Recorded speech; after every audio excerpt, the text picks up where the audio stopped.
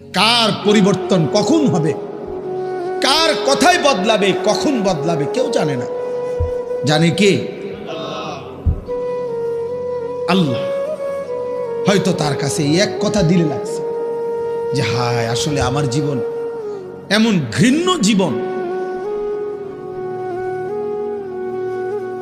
ফুজাইল ইবনে ইয়াজ রাহমাতুল্লাহ আলাইহি রাত্রি গভীরে, উনি বড় ডাকাত সর্দার ছিলেন। তো গভীর রাতে উনি ডাকাতি করতে গেছেন। রাশিয়া সামারকান্দের বড় ডাকাত, পৃথিবীর একজন বড় বিখ্যাত ডাকাত সর্দার ছিল তিনি। তো রাত্রিবেলা যখন গভীর রাতে এক বাড়িতে ডাকাতি করতে ঢুকছে আল্লাহর কুদরতে, দরজার সামনে গিয়ে যখন দাঁড়াইছে তখন শুনতেছিল বাড়িওয়ালা ওই সময় আল্লাহর কোরআন পড়তেছে।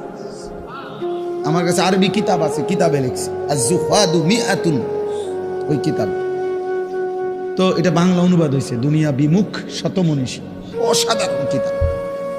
তো রাহনুমা প্রকাশনী।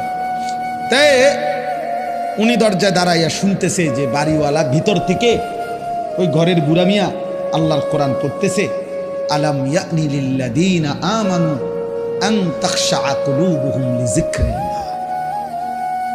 আল্লাহ বলছেন আমার মুমিন বান্দা, আমি আল্লাহর শরণ, আমার বন্দিগি, আমার জিকির, আমার ইবাদতের জন্য তোমার মনটা নরম হওয়ার, অন্তরটা নরম হওয়ার সময় আজও কি হয়নি? আজও হয় নাই বান্দা? আর কোনোদিন আমাকে সেজদা দিবা না?